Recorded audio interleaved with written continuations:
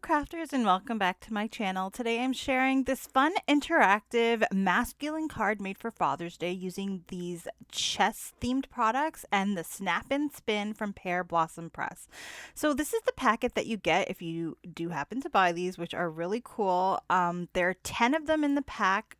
And there's like two sides to these discs. One side kind of fits into the other and they snap together, and you can snap them off again, so you don't have to worry like if you kind of snap them together they're kind of stuck. Don't worry at all. You can just snap them off again. Very easy to use and disassemble. You're also going to need these slider dies that come from Lawn Fawn. They are available in the Pear Blossom Press shop, so I've linked everything down below. You can go ahead and check those out. And you use these to make little tracks, and then you put the little snaps from the snap and spin into the tracks. Now, I want to show you the difference between using one track and using two, and this is very important for this card. So here's one track, and you can see I just snap in the spinner, the snap and spin, and I can attach my little pawn here, and you can see it easily slides back and forth. However, it does spin. So this doesn't really work for this type of card where you have like a larger item like the pawn, where you want it to kind of stay upright. It's something that's kind of on a board and you want it to slide back and forth. So you're going to need two tracks, like two parallel tracks like the one that I have underneath. I've added the two sliders, and now you can see that my rook there, it just goes back and forth very easily. And it doesn't spin, it stays upright, and that's why two tracks versus one track is very important in this card. So I have gone ahead and I've cut out all of the chess pieces from some like charcoal matte cardstock. Again, this is linked in my other supplies down below, so you can check that out. It's from Sizzix if you wanted to grab those. And that's just the cardstock. For the chess set, that's from Spellbinders. That was released last month, and it is really nice. You can see that it has a lot of dies that cut a lot of pieces out at once. So you kind of want to cut all of those out and then determine which things you need to cut out more than once. So you'll notice the base there. There's 3 different sizes. There's actually a large, medium, small for the different chess pieces that you need. And same thing with that center piece with the little ball on the top. There's 3 sizes for that: small, medium, and large, which I just showed. So I'm just going to show you how you assemble these. They're the bishop, the rook, and the knight. So these are the 3 like medium sized pieces. So they would use the medium sized base and the medium sized centerpiece there. And then all that changes is the part that goes on the top. So you have that weird looking mouthpiece, which I think it looks like a mouth. It goes on top of the bishop, and then you've also got the little crown piece that goes on top of the rook, which I had already put together ahead of time, and then the head and the mane for the knight. So you can see that come together nicely. I did put the pawn together already, which of course uses a smaller base and the smaller body.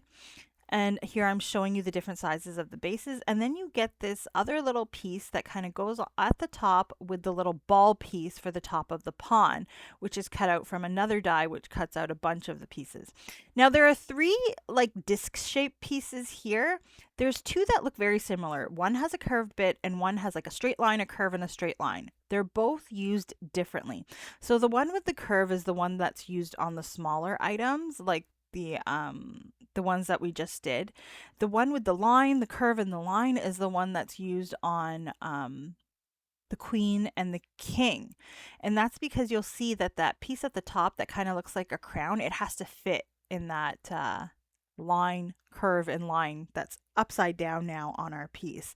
It'll make more sense if you have the set and you take a look at it and cut your pieces out and you see how things go together. But if you have this set, you're going to know what I mean once you do cut everything out. So I've gone ahead and I put the queen together. Everything is basically the same between the queen and the king. So you got the larger base, the larger body. You've got that little disc at the top that has the line, curve, line that goes with like the line, curve, line facing up. And then you stick on this little crown piece, which is so far exactly the same as the queen. But the only thing that differs is that you have that cross that goes on the top for the king. And on the queen, you have this little ball piece that goes on the top. So those are the two main differences between the larger pieces, the queen and the king. You have the rook, bishop, and the knight, which go together generally the same way, and the top is a little different. And then the pawn, very simple too. So these are all of our pieces. I'm not going to use all of them. I did make them all so that I had the option to, or I could put some inside the card if I wanted to. But for now, I'm just going to put that aside and I'm going to start on my background. So I've got an A2 size cardstock panel here. It's just plain white, and I'm grabbing the layering stencil. So there are 4 of them. So you have the option to use 4 different colors to color in your chessboard here. I'm just going to use a bunch of blues. I'm using Altenew Dewdrops, Aqualicious, Galactic Stream, and Teal Cave. These are nice blues, like tealy blues, and I thought that they would just look really nice for this card. It gives it a nice masculine look. Maybe you could do blue and green. You can mix colors. It's completely up to you. But since there are 4 layers, I thought that it was ideal to use 4 colors, and Altenew has like sets of 4 inks and 4 different shades, so I thought that was perfect. So all I'm doing is I'm adding stencil by stencil, one at a time, and I'm adding lightest to darkest ink into all of those little sections. Now I did use a smaller brush. It took me a little longer, and my ink pads, they needed inking up again because they were kind of dry, so it took me a bit. I'm not showing the entire process, but just bits of it here, because really, I mean, it's just ink blending. Nothing fun, nothing crazy, just putting the ink in, right? You could use a larger blending brush, so this makes this a little faster for you, a little easier on your wrist. And another thing is you could also just use 2 colors. So do 2 of the layers in one color, do 2 of the layers in another color. It really, the possibilities are endless. I love saying this because really the combinations vary so much.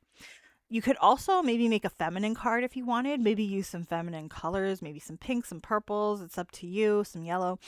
And then use the queen. And then I know there is a sentiment set, which I actually don't have, that comes with this, or that you can get with this.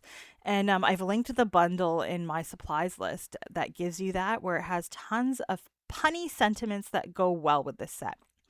So beyond the actual chessboard, you actually also have a shadow stencil. So there's 5 stencils, and the 5th stencil does your shadow. Now I'm showing you here that I've got that rook on.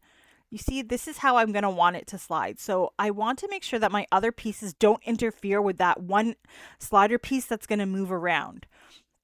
So what I did was I kept it on the board there as I did everything to ensure that the other pieces that I'm going to add, which at this point I decided were the pawn, the bishop, and the king, are not going to touch it as it moves. So do determine how you want it to move before you place everything.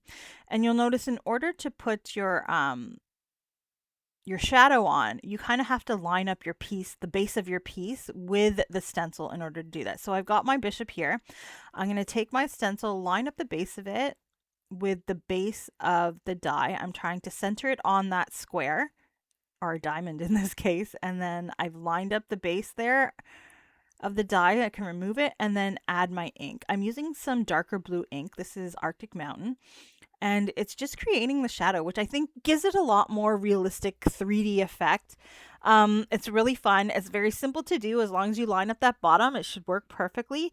And I decided I'm only going to add the shadow to the stationary pieces on this card. The card, that rook that's going to move back and forth along those 2, it's actually along one strip there, right, of squares, but because the top extends further up, I have to keep that clearance.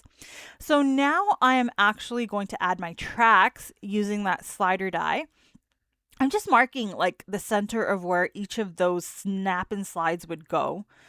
And then I'm going to line up the smallest straight slider piece at the top, making sure that it's kind of centered with the top of that rook there, so that it's going to be covered by the crown part of the rook, and I can put it on top of the snap and slide.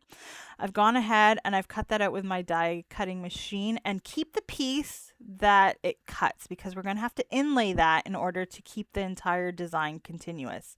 So go ahead and carefully remove your low tack tape or washi tape there. I did get a bit of tearing because my panel wasn't completely dry. So 1, make sure your panel is completely dry, and 2, maybe kind of get some of the tack off of your tape to ensure that it's not going to pull anything off of your panel. Make sure it's really, really low tack, because remember, once it goes through your die cutting machine, it's going to really stick it to the cardstock. So I've gone ahead and I've lined up the second track. I'm making sure that it is parallel and that the two ends kind of meet up vertically. It's going to create a straight line on the right side and the left side, and then they are parallel to each other so that my rook can kind of move back and forth properly. You can measure in between the two dies to ensure that you have the same width, because this is important, because if you do put them on an angle, it's not going to slide properly. It's going to get caught and it's going to cause problems. So please make sure they are 100% parallel. I have added some washi tape to the back of the panel. I'm kind of sticking in those die cut pieces from the slider bits, and I'm positioning it in the embossing folder so that I can get a full embossed image, including those slider bits. I'm going to carefully remove those slider bits now. And now I can work on my sentiment before I assemble everything and put everything together. So I've actually got this other set here, and it is called the Happy Parents Day foil plate set. I'm going to foil out the Happy Father's Day. Now, this is an older set. I don't think it's available anymore, so I will link something similar that has sentiments for Father's Day and Mother's Day and things like that that you could use instead. I foiled it with some silver foil and I cut it out using the coordinating banner die. Now I'm going to go ahead and add foam to the back of this panel here and start assembling this card. Now I did add one layer of foam, and if you have worked with the Pear Blossom Press lights, you'll know that we always tend to use 2 layers of foam just to ensure we have enough space at the back there for the light bit. I thought 1 layer was going to be good enough, but I think you should use 2 to really give that snap and slide piece like a lot of room to kind of just move back and forth very freely. So I did one layer. It still worked, but I think it would work more optimally if you did 2 layers of foam. So I'm just going to put that out there. It's up to you how you want to do it, but I think if I were to do it again, I would do that. So now I've gone ahead and I've added all that foam adhesive. I did add a bit more on the top and the bottom of those slider bits, making sure there's enough clearance so the snap and slides can move, just to give it a bit more structure. And I've added in the snap and slides, very easy to do, just snap them together in the hole. And I attached that rook with some foam adhesive. Now I did deconstruct that rook again. I took the snap and slides off again just so I could do this inlay portion here. So I'm really just lining up the panel. I haven't adhered it yet. I'm lining it up, and then I'm just inlaying these 2 the bits that we cut out to create the sliders. Now that that's there on the panel, I can go ahead and attach the rook again with the snap and slides, and then I can position it over the those die cut pieces. So you see here, I'm adding some extra reinforcement here on either side of the snap and slides, just, so that it doesn't kind of cave in the center. Then I'm going to go ahead and remove the backing on all of these pieces. Again, a second layer would have been better, but we'll go with it.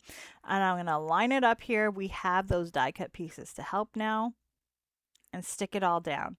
Now, once you stick it down, you are going to want to kind of lift the panel a little bit just to make sure that there's space there, especially because I used the 1 layer. If you use 2, you probably don't have to do that. And then you see you can just kind of get it going back and forth. You just got to get it loose a little bit, and then it gets going, and it's very easy to slide back and forth.